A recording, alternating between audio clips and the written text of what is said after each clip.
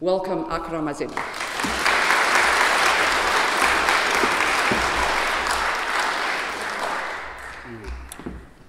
Thank you so much for that, Sandra. And forgive me, everybody, I've got, this is not my normal sexy baritone voice. This is actually due to a viral infection, but I'll take it for now.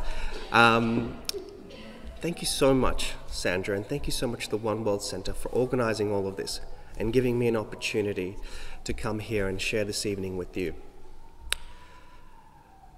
I suppose I would like to begin this speech as I've begun over 1,000 other speeches over the course of being Young Australian of the Year. I would like to begin with gratitude and acknowledgement for the traditional custodians of this living land upon which we gather. I pay my respects, like Sandra, not out of protocol, but out of the self-evident truth that the culture of the Whadjuk Noongar, it surrounds us, it informs us, and indeed it's an integral part of what it means to be Australian. For this grand reason, and many more smaller, personal ones, I would like to pay my respects to the elders both past and present, and acknowledge a fundamental truth about human beings, that by walking this plane, by walking this earth, where our footsteps overlap with the footsteps of human beings just like us, who have walked here for the last 50,000 years, their elders become our elders, and we become another link in this very, very long chain on this beautiful landscape. All right. As Sandra said, I was born in Afghanistan. Now, I always imagine myself at the moment of my birth, or the moment at which the soul enters the body, and depending on what your perspective is, what your tradition is, it happens at different times. Irrespective of that, there has to be a moment at which you enter the body, this corporeal form that is Akram. Now, firstly, I would have chosen to be a better looking guy. If I could choose, I wouldn't have gone into this body. Secondly, if I had a choice in the matter, I would have gone up to this God figure and I said, I don't want to go to Afghanistan. There's people killing each other there, and there's a lot of war, and there's poverty. What about Peppermint Grove? A nice white family? Yeah, that would be a sweet deal, and heterosexual, male, white, able-bodied, that's what I want. I got some of those, but not all of those. And hopefully in the course of this, you'll find out which ones I didn't. No Peppermint Grove for me. We don't get a choice as to where we are born. That's the fundamental tragedy of what it means to be human. And it was this great philosopher, Heidegger, who put it really well. We are thrown into this world, and nobody ever gets to choose where they're thrown. But you could say, Akram, all right, you've told a little sad story about your pre-Genesis time. That's pretty unlucky, man. Yeah, it is. However, I like to argue to the contrary and say I was exceptionally lucky. Yes, I was born in Afghanistan, and yes, the moment of my birth, a car bomb went off outside, shattering windows. Yet, I remained unscathed. Mum remained unscathed. And what's more, the female who had been housing me, who had been hiding me from her own immune system, because I was literally a parasite inside her body, eating her cells, which is what all women do. They protect their babies from their own immune systems. So from day one, right, from day of conception, we just eat mum from the inside out. Some of us don't have a stomach. And this particular woman that I was born to, she happened to be university educated in a place like Afghanistan. That was my first golden ticket. You can think of me as Charlie from the Willy Wonka movies. Yeah. Except imagine if you'd gone in, instead of finding one penny, right? You know how he loses the first time? And then he finds that penny and then he goes buys the other chocolate bar. Imagine if he'd found 5 pennies and he bought 5 chocolate bars, and each one that he opened up had a golden ticket in it. My first one was my mum, a university-educated woman. Immediately, my chances of living to the age of 5 doubled. Part of being a global citizen, as Kathy put it so well, is to contextualize yourself. Not just within your own family, not just within your own immediate community, but the globe. So automatically I had double the chance of living to the age of 5. And when we talk, I want to focus a great deal about education. I really do. But I want to think about education not as something that happens in a classroom, but something that happens in an ecology, okay? An ecology of learning. From day one, I was exceptionally lucky. Unlike something like 80% plus of kids born in low-income countries, I was born perfectly healthy. Unlike the 80 other percent, I was not born malnutritioned. My body had fully developed. My brain, more importantly, had fully developed. And unlike another 50%, I would go on to have a full meal every day till the age of 5. Unlike, as I said, 50 other percent. And I went to a family in which I was treated like a little prince. I was the only baby for about 2.5 years. A year and a half. In which 20 adults, 1 baby, you can just imagine. There's a little saying in Afghanistan that a prince's feet should never touch the ground. And I lived like a little prince for the first 5 years of my life. Yes, there was a war going on outside. Yes, the country was ripping itself apart. But I lived like a little prince. How lucky am I? And it was in those formative months and those formative years that I was loved so deeply, so profoundly, that never went away. And I've always had that with me. And Paul Keating put it really well. He said that love is like armor. So from day one, I was predisposed with a layer of very strong protection against the assaults of this world. And perhaps, most of all, I had my grandfather. I had my grandfather. And my grandfather was this man of immense moral authority. He was an extraordinary man. He built all the roads in Afghanistan. He was a general, he was an engineer, he was a teacher, he was so many things. But he was the moral core of that whole community. And up till the age of 5, even though there was a war going on outside, he told everybody not to be afraid. And he genuinely wasn't afraid. He was 75, and he, I think, had a 6-pack. He was the kind of man who would roll out of bed every morning and do like 100 push-ups. Superb discipline. Extraordinary man. Never, I don't think he ever feared anything in his life. Truly fearless. And when you're around someone like that, it's infectious. As we saw with yours, Monique, your infection and your enthusiasm for life, it just radiated everywhere.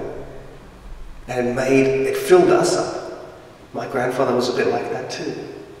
There was so much of him that it filled others, and sometimes the shortcomings in us. And so he held us all together. And then I was about 5 years old when he was taken away from us. And I remember that. And it seared into my memory. The tragedy of our species sometimes, I think, is not the fact that we forget. It's the fact that we can't forget. There's certain things that we cannot forget. And everything collapsed. Everything collapsed. But again, you might say, Akram, that's pretty bad. It is.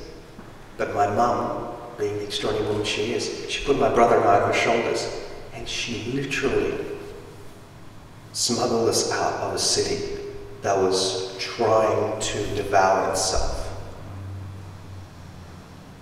And she did it. Tiny woman, this big. And I've come to realize why she didn't get post-traumatic stress syndrome. I think it was because she was so concerned with my brother's well-being and my well-being that her own concern for herself just wasn't there. There was nothing to be traumatized about because the self was so back there in terms of priorities. And we made it to this place called Peshawar, which is on the boundary. And here's where something really interesting happens. As I said to you, if I had a choice, I'd be born white, male, Anglo-Saxon, in Peppermint Grove, and heterosexual, and I got a few of those. One of them was male. That was a sweet, sweet thing that I did. Having a Y chromosome is so helpful. There's so many privileges that come to you. There was never a question of whether I was going to be educated or not. Of course he's a boy. Of course he'll be educated. 70% of kids not in school are girls. 70% are not girls. Immediately, I had won something without even realizing it. But the tragedy of it is that for every year that we educate a girl, her income goes up by 10 to 20%. For every year of education, her income goes up by 10 to 20%. And what's remarkable about women is that they reinvest 90% of that back into the community. For men, the rates are about as low as 35%. It seems, although this is not a general rule, when you're facing a broken society and you have a little bit of money, it seems that women use that money for rebuilding, for reconnecting, and men for numbing, for washing away the pain with this or that. And I've seen this process again and again and again. And perhaps another variable that I've never had to worry about was the expectation that of course I would go on to do further studies. Had I been a girl, there would have been an expectation that after a certain age, I probably would get married. Best way to solve the population program and the population issues that we're facing is to actually educate girls. Without an education, you're going to have 6+ children. With primary age education, 4 or 5. With secondary age education, less than 3. And there was this fantastic study by Amrita Sen, a very famous philosopher. And he showed 2 areas. So he had the China one-child policy, and he had one of the poorest states in India. And they both tried to reduce the population, but they did it through very different ways. China did it through the very harsh one-child policy. And what this particular state did is that they poured money into female education, even though the child rate was actually higher to start off with in that particular Indian state. By the early 90s, that figure had actually fallen below the one-child policy of the Chinese. So there's this extraordinary synergy, it seems. There's this extraordinary synergy, it seems, between education and freedom, which is what Amrita Sen talked about so much, and I'll get back to in a moment. But none of these issues was stuff that I ever had to deal with because I was born male. Nobody ever brings that up. Nobody ever talked to me about that or concerned anything like that to me. And so in Peshawar, we have absolutely nothing other than what we've been able to carry in our pockets. And for a little while, like the 57 million other children right now, I had no school to go to. I just stayed at home. And I was very lucky that I was very young. And those few months didn't really matter because my parents were really keen, particularly my mom, to get me into a school, any school.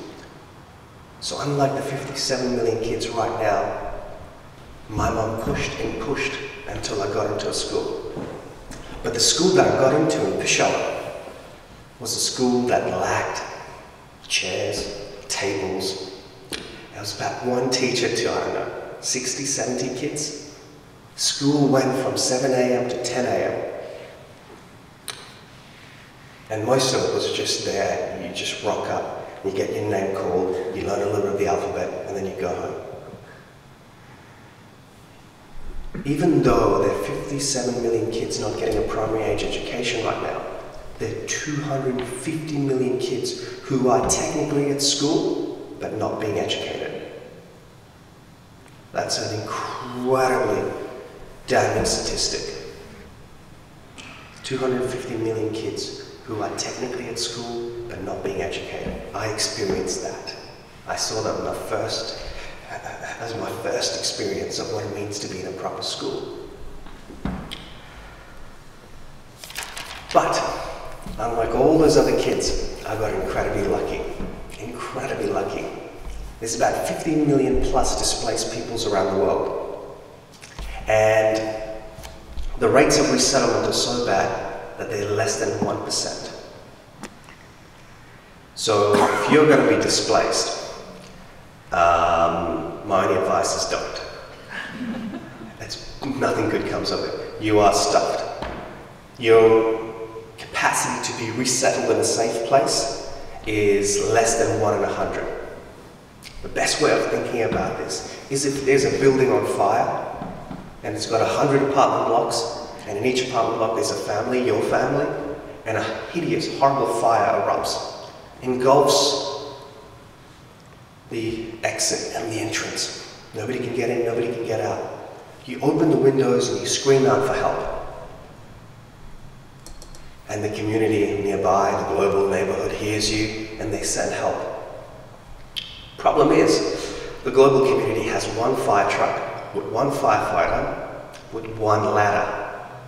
And so the firefighter arrives and he or she looks up and has to face this horrible choice. Who do I place this ladder? Where do I place it? Which family do I save? You can only save one. Who do I save?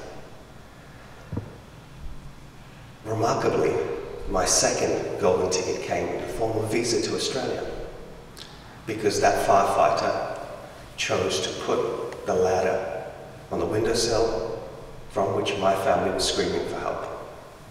And we came to Australia. Now, for the 99 other families, you've got one of two horrible choices. Either you wait for the fire to consume you, or you risk everything and jump and hope that somebody catches you.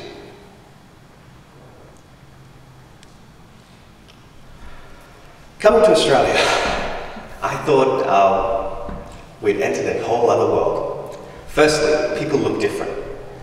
I was used to brown people all my life.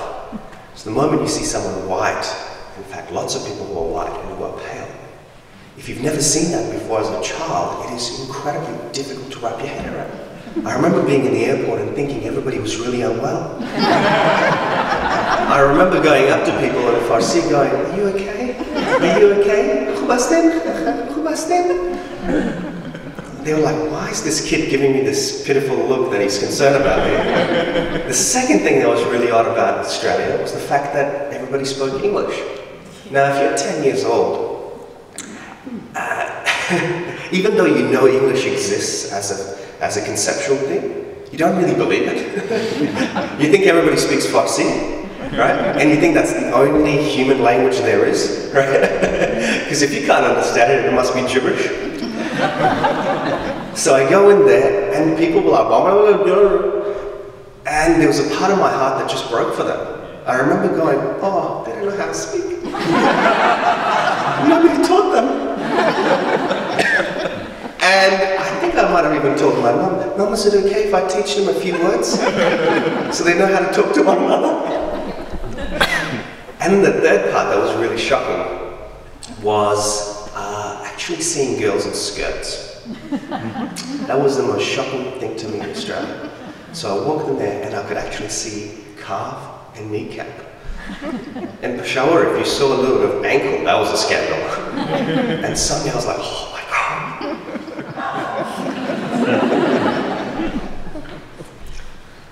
And I wish I could say things got easier, but they didn't. We struggled culturally, we struggled financially, we struggled in any way you can imagine we struggled.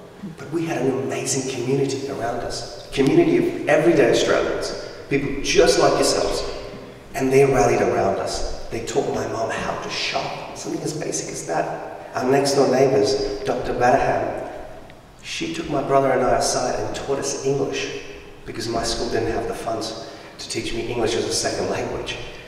And I just thought this was normal. This is, of course, doesn't everybody get this when they come to Australia? And really this community lifted us up onto our 2 feet. I remember the first day, our next door neighbours, really nosy bunch, oh, this is on film. But very sweet, very, very sweet. They were like, hello neighbour, what are you up to? And my dad was like, please come and have tea, come and have tea with us. And my dad was really adamant. In Afghan culture, if you see somebody, you're like, you have to come and have tea with us. And you're really, really vigorous about it. The point where the other person thinks, I've got to have tea.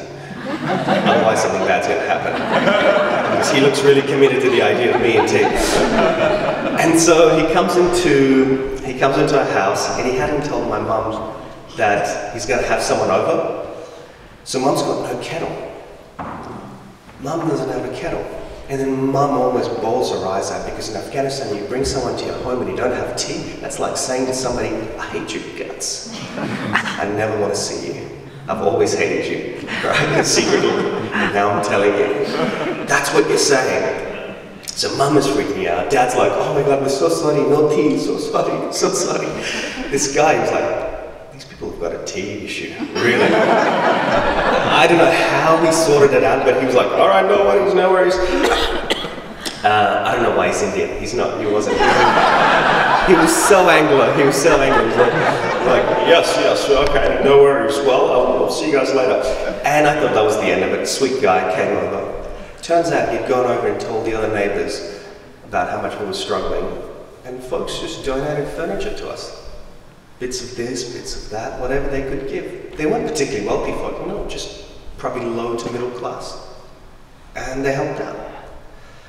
That's where I saw something very special in the Australian culture, something that I've fought for and tried to kindle every time, every opportunity. The ideas of mateship and fair go. Those are real things. And once in a while we do live it out, once in a while. And it's beautiful when we do, it really is. But at school, things got really bad. Because whereas before when I told people I'm from Afghanistan, they'd be like, oh, is that in Africa? And they were so convinced it was in Africa that after a while I said, yeah, it is in Africa. And then September 11 happened, 2001. For 2 years, I got to enjoy the racism of inferiority. That's when people look down upon you, they tolerate you because we tolerate inferior things. It's actually kind of nice. Compared to the other type, which is the racism of exterminability. This type of racism occurs when you have become a source of danger. Not any kind of danger, but a moral danger. Suddenly, overnight, I found myself part of a group that I had no idea I was part of. Suddenly, the men who had done this looked just like me. They had big eyebrows, brown skin, brown eyes, big noses, and suddenly I was supposed to be in a hive mind with them because the other kids, they started treating me as if I was one of them and I was being punished for their actions. And what's so fascinating about this is that they can't do anything about it because it's not anything you've done, it's who you are that is the source of the moral pollution. And when we see moral pollution in our midst, we want to expunge it. We all do. Imagine if there was somebody going around offering tips about how we can poison the water in Australia. That's their goal in life. Wouldn't you do everything you could to stop them? Or what about if they went around hurting kids? And they explicitly said, I want to go around hurting kids. We would all stand up to them because that person has become moral pollution. But that's because of their actions. Here, it was because of who I supposedly was. And I went into myself, and it was a very dark and difficult period. And you can see the dark side of global citizenship coming out here. I was affiliated with folks overseas, and I was part of this hive mentality that I had no idea. That's what ethnicity is. It's the idea that I'm an individual, but other groups are like hives, and somehow they secretly share a link where one can be held responsible for another's actions. And so I went into myself, was failing everything. It was a horrible period in my life. But what changed it? What changed that kid to go on to become the top student of that school? What changed that kid to go on and become the head boy of that school? What happened? The key to those questions actually lies in what Kat and what Monique have so beautifully articulated. I had an amazing teacher. His name was Mr. Bell. His name is Mr. Bell. And Mr. Bell he's about as different from me as you could imagine. He is tall and round, right? I was short and skinny. He's very pale, I'm not.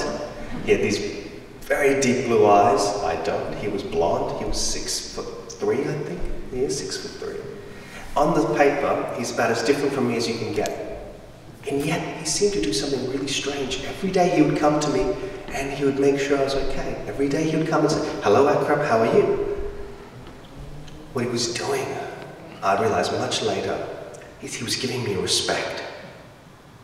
Respect is this extraordinary thing that we human beings crave more than anything. More than food sometimes, more than water.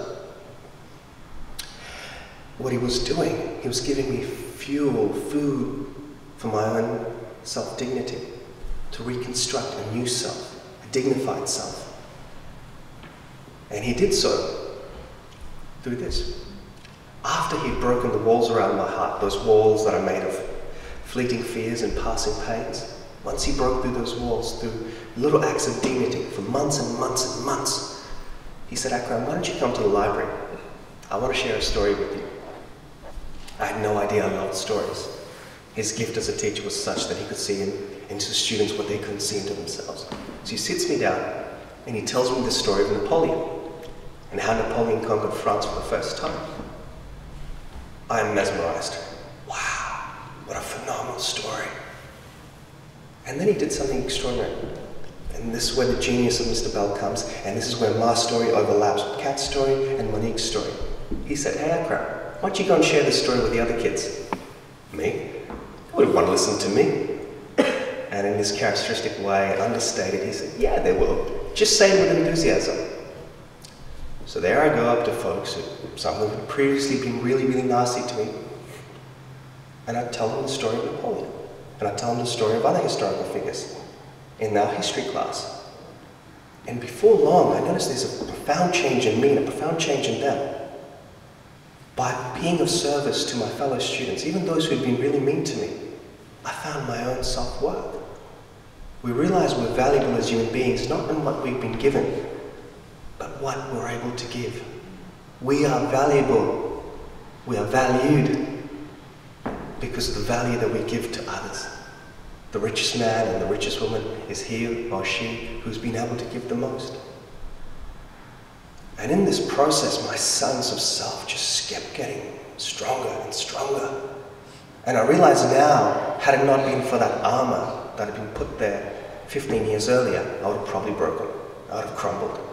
But that armor of love kept me together long enough for Mr. Bell to step into the story. And he started fueling the stuff inside the armor. And I realized that the more I gave to my fellow students, the more I knew for myself. And this led to this really interesting synergy. The more I served, the more my school changed, and the more I changed. And to the point where those students who had previously been perhaps prejudicial towards me chose me as their head boy.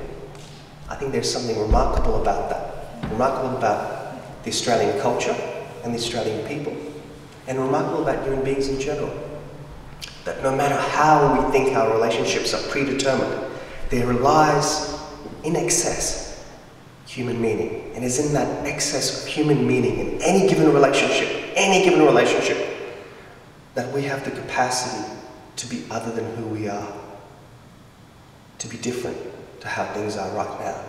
And we tapped into that potential, that excess of human meaning in that school. And I was transformed and the school was transformed. And it all happened because of an extraordinary teacher. How incredibly lucky am I? He was my third golden ticket. And here's the key point about education. It breaks the nexus between social origin, often variables that nobody ever controls, nobody ever chooses, and one's life opportunities and life experiences. That's why global citizenship has to have an element of justice inbuilt into it, constitutive of it.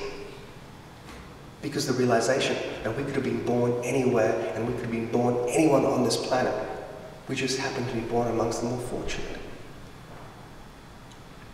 And justice requires that we break that nexus, that we allow effort to be the variable that determines how you do in life, not the blind lottery of birth.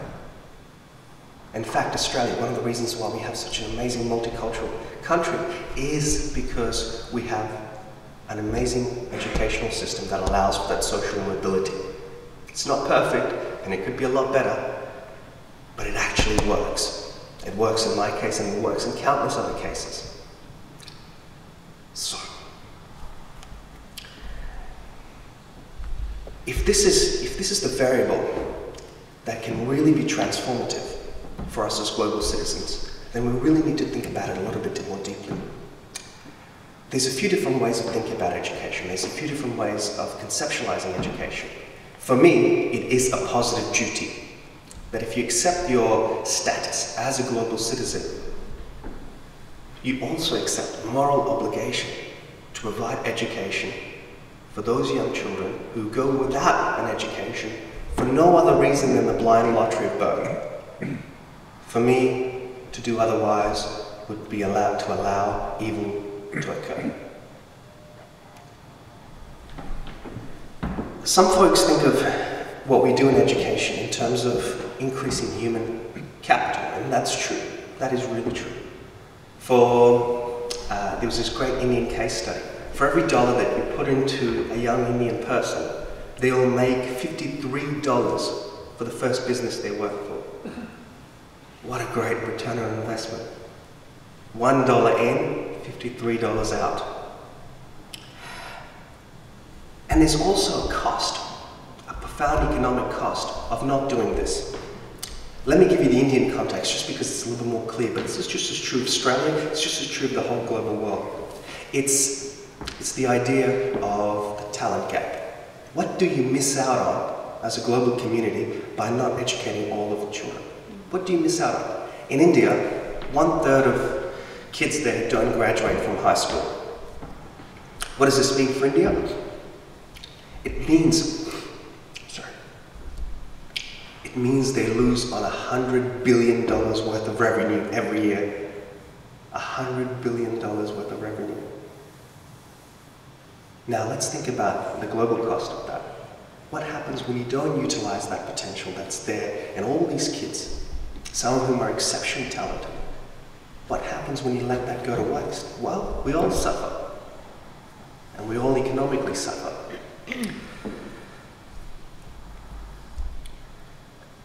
And to take a more global picture, for every dollar that we put into education, over the lifetime of that particular person, we'll get back as a global community. Not just an individual, but as a global community, we'll get back $10 to $15. For every dollar, $10 to $15. Now let's think about, for Australia, let's think about the work that was done after World War II as part of the Marshall Plan. All the great work that was done in South Korea, Taiwan, the so-called tiger economies. A great part of the investment that went in there was to education. And there was a foreign minister at the time who was a champion of this, who saw this, the kind of deals that were economic deals that we're making right now, he saw this all the way back then. So it's not really a question, I think now, of whether we are global citizens or not. It's a question of how well we are global citizens. How well do we leverage this reality? Or how badly do we allow it to falter to our own detriment? The second part of thinking about education is as constitutive of the human being itself. I don't think education is something that prepares you for life. Education is life. Now, I don't mean education in the classroom sense of education, and I don't mean education in some intellectual sense of education. What I really mean is educating in the sense of unlocking your human potential. Not always necessarily for a commercial end, but rather for the expression of growing as a human being. Not having this. You only know this when you don't have the opportunity to do otherwise. And I saw this a little bit in my mum. She's a very, very intelligent woman, but she never really got an opportunity to flex her wings. She never really got an opportunity to fully explore her potential, to really be challenged, much to the detriment of everybody. This is called human poverty, where we struggle to attain our full potential. And you know it. You know it. There's more in you that you want to go and give, but circumstances will not allow that. And then the last way to think about it, and this is Sen's way, is that it's constitutive of freedom itself. To truly be free, and to have access to all the resources and make proper choices, you really need to have a strong educational background. You really do. Not necessarily in an intellectual sense, but a really robust, practical understanding of the world. To truly be free, you need to make informed decisions. There's no such thing as freedom in ignorance. It really isn't. The freedom of the ignorance is an illusion. Similarly, the freedom of the man living under a bridge, that's more or less an illusion too. The libertarian will tell us that the best thing we can ever do is to leave people alone. But when your choices are limited between sleeping under this particular bridge to sleeping under that particular bridge, that is not really being free. That is a false choice. And so, I hope I've made a case that as global citizens, we must think about education as the forefront of what we do and as a constituent part of what it means to be a global citizen. And the framework that I now want to use for all of us to think about this, ourselves in this, so this is how we should put this inside us, and around us, this is the framework.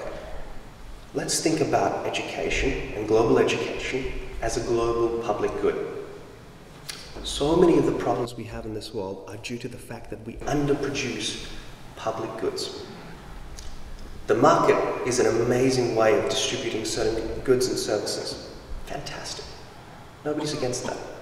But there are certain things that the market cannot provide for itself that it needs to work. Everything from safety to scientific research to patents. Basically, there are variables that the market needs to work properly that itself cannot provide. And the problem with public goods is that they have a very large externality. What I mean by that is the cost of actually educating a bunch of kids initially is quite high. And no one market player is willing to take all of that cost and absorb it. So there's no incentive for that. And on the flip side, you can't really exclude people from education. It's really, really hard. So you can't really make money of it. You have to come up with lots of artificial ways of limiting who that product can go to. And it's a perennially renewable source. The more you give of education, the more you have for yourself. Just because this light falls on me, you could come and share this light with me, and there would be no less light. Education is like that. If there are other people in this room, your understanding of what I'm saying is not diminished in any way. So it seems that education is a very unique thing. It is non-rivalrous in its consumption. You knowing something is never going to reduce the chance of someone else knowing that. In fact, the opposite. And it's non-excludable. it can go from mind to mind and mind and never be reduced. And it's actually quite artificial to put those barriers to understanding up. Now, given all those variables, it's very hard to make money off that as one individual, partly because the benefits of education are so diffuse and they actually pay off in the long term. So as a market player, you don't have much of an incentive to actually invest in education. And that's fair enough. And if we acknowledge that point, great. And if I have you so far, and if my argument so far has been persuasive, then what we need to do is think about education as a global public good. And like any other public good, we need to think about a collective mechanism for action. A collective mechanism for action. And that's what I hope to do here tonight. Everything I've been saying has not really been... I'm sorry. Everything I've been saying tonight has not really been about content. Everything I've been saying with the hope that I've brought you to this point, and I've convinced you of my arguments both ethically and empirically, to ask this of you. We all have in this room an extraordinary opportunity right now. There's about 100 of us in this room, and our collective voice right now can make an extraordinary difference. Sometimes it's about money, and sometimes it's about voice and political will. We can do a number of things. First one, I'll start off. A long while ago, I was given some money at a speech that I gave. And I never felt right accepting that money. Although they gave it to me, it was very sweet of them. And I've kept it in the bank account, and I've waited for an opportunity for a great cause that really would make a difference. And I think tonight I found that.